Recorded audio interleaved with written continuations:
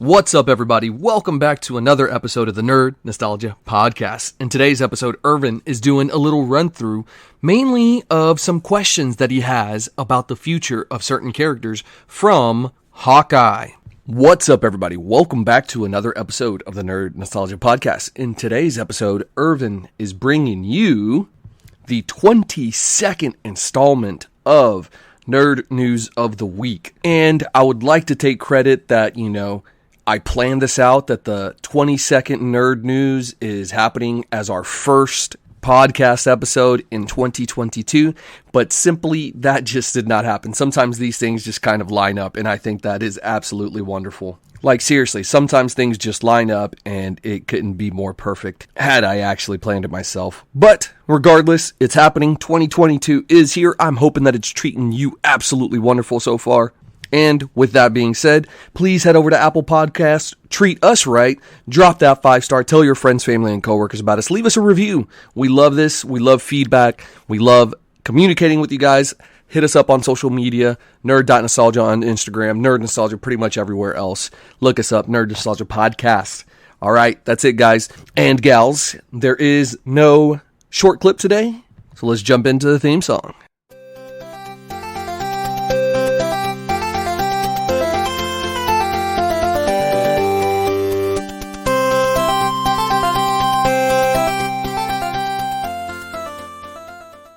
What's up? Welcome back, my Nostalgites, my nerdy friends. Thank you for joining me today in today's episode of Nerd Nostalgia. I hope that the new year, 2022, is treating you significantly better than 2021 and 2022. That being said, like I discussed in the intro, it's Nerd News 2020, Nerd News of the Week. I can't believe that 22 lined up with 22 for our first episode this year. I know I'm kind of harping on this, but I just think that's wild. So that is just clearly a good sign of things to come. So very excited. I'm hoping that you have some resolutions and that you are pursuing them. I actually woke up at 11:59 p.m. I was kind of lame. I didn't really do anything. Hung out with the family, had some dinner, and then by 10 o'clock I was home. In and out of sleep up until literally 11:59. At the stroke of midnight, I started popping my grapes, which is a family tradition that I actually had not participated in a long time. Spanish roots, by the way. Quick Google search. That's where that originates from. Super interesting. But I digress. My main thing is, for 2022, I want the phrase extraordinary and consistency. Those are my two basic major themes.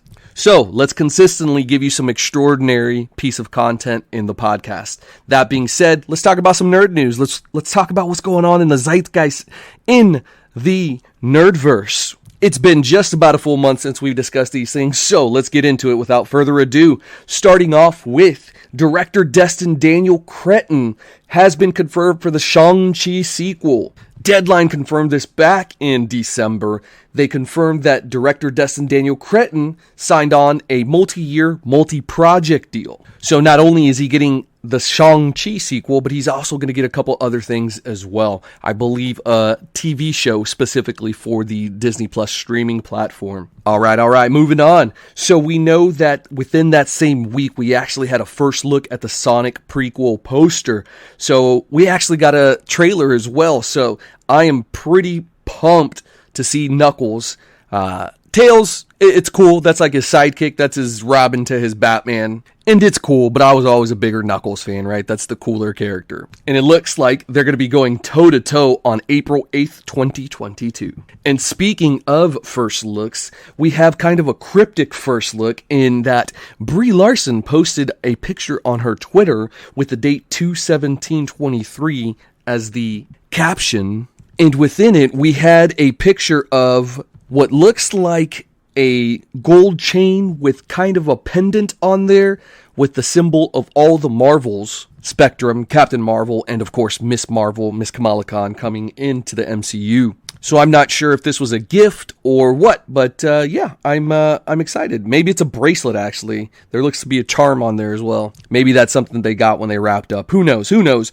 But that being said, we also have confirmation that another movie has actually finished wrapping. None other than fan favorite Jason Momoa. He has confirmed that Aquaman 2 finished wrapping on December 9th. So that means that Aquaman 2 is now going to be heading into the post, and it looks to be epic.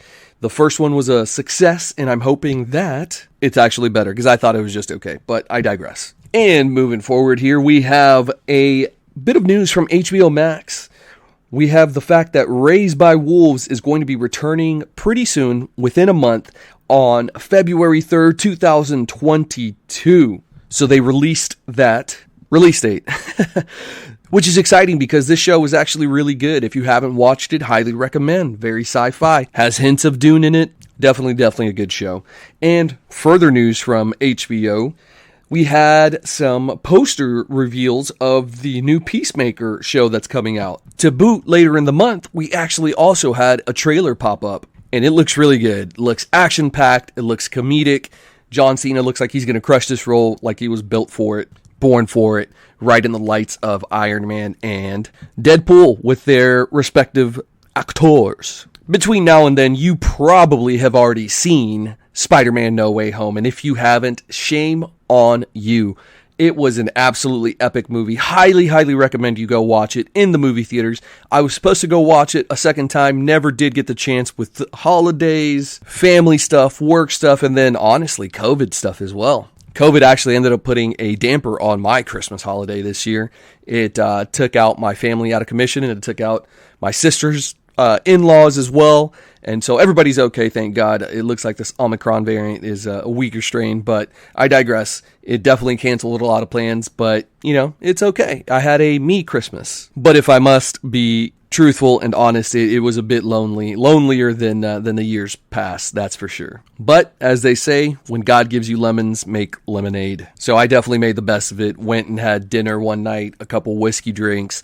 The next day, on actual Christmas, I had the roommate actually cooked dinner, made picanha, made some duck, and it was phenomenal. Drank a bottle of wine, so definitely lived my best life as much as I could. So while it might have been a little bit different, I was still able to enjoy myself. And then pre that, I had 2 Christmas nerdmisses. I guess that would be Friendsmas, Nerdmas.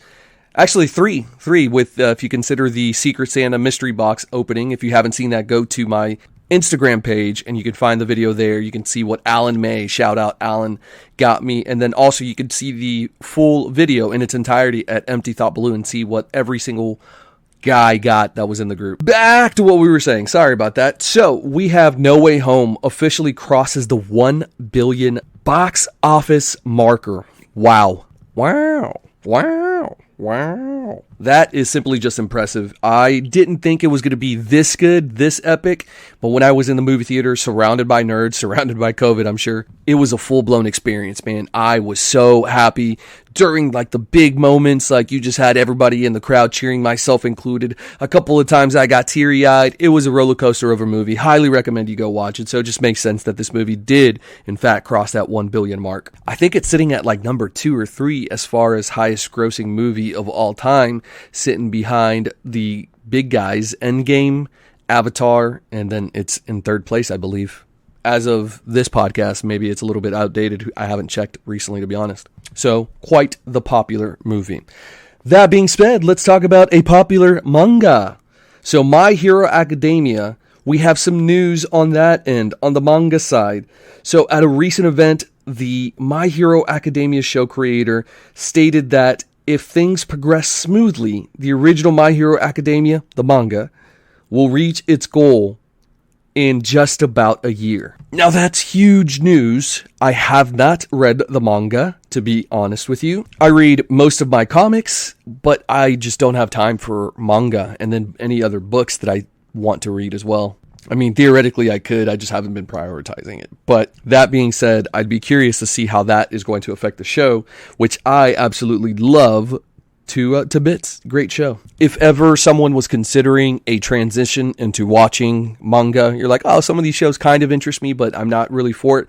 This is probably the best one, especially if you have a superhero background, just because this show is based on superheroes. It's essentially a world of kind of mutants and it kind of follows the Charles Xavier Academy. And this is putting in the absolute highest level, like most basic type of explanation for the show. Trucking along here, and with that trucking, let's talk about a little rivalry that is going on. Sort of. I really wouldn't consider it I guess it is a rivalry, but Nemesis, Dwayne "The Rock" Johnson, and Vinny Diesel. I don't know. Does he have a nickname? I'm Team Rock in this situation.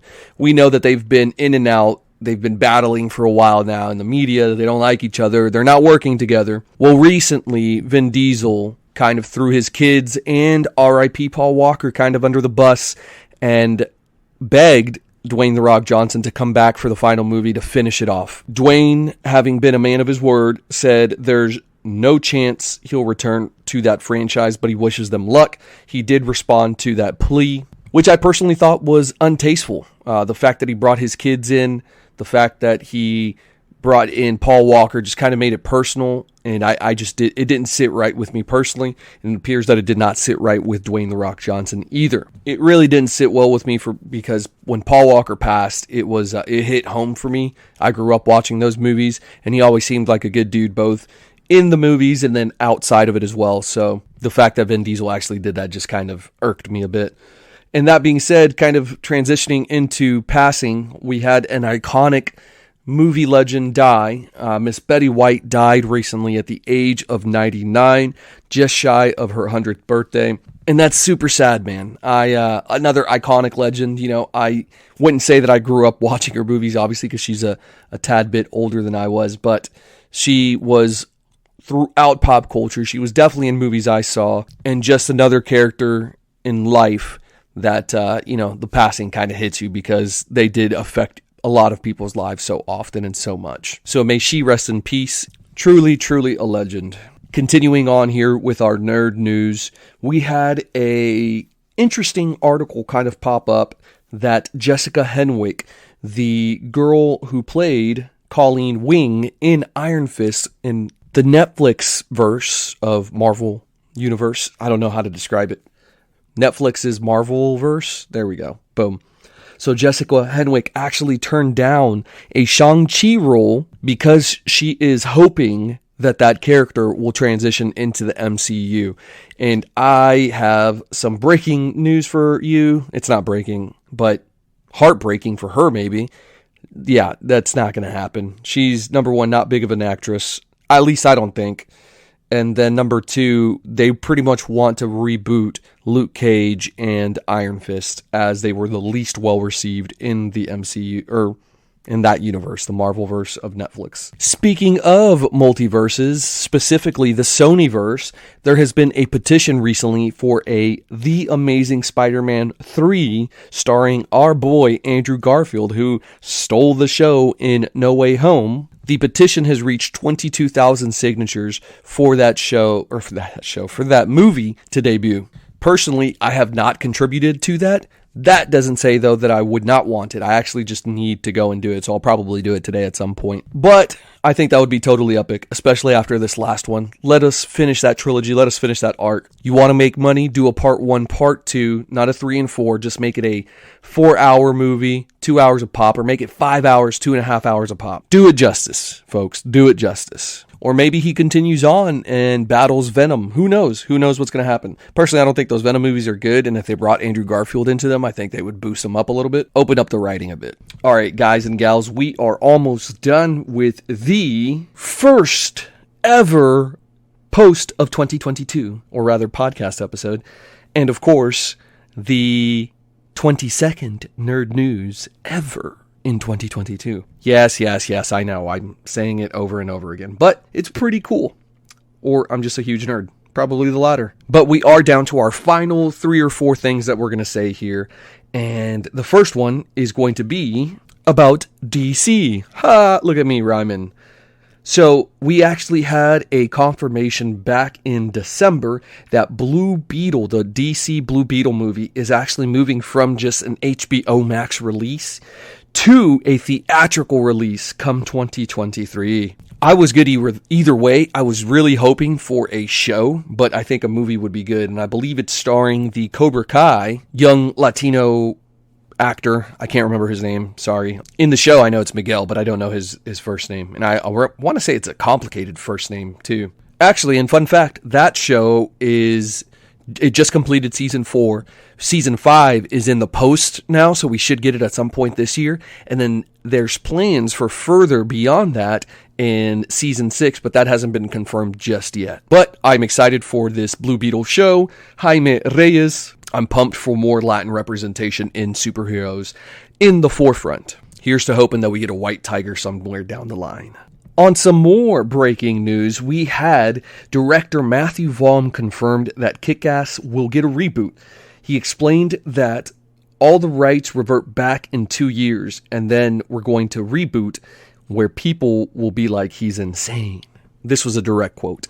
So that's pretty exciting. So we're hopeful that in 2 years, by, 2022? So in 2023, we start seeing some movement on that. That was a great series. A bit underappreciated in my opinion, but still pretty cool nonetheless.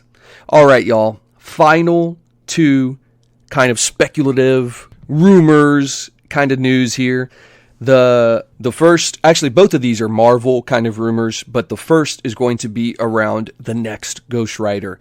Norman Reedus has been campaigning and lobbying for this role, and I want to say I read somewhere that Feige already confirmed that he has somebody in mind.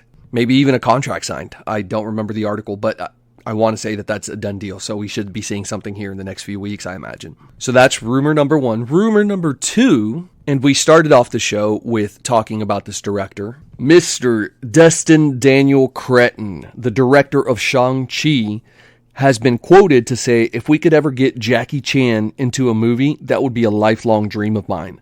So could we potentially see Jackie in a Shang-Chi movie? I think that would be epic. Make him the villain. He's been a protagonist his entire life. I think when you do that, when you have these actors that play and portray the hero, I think they want something different.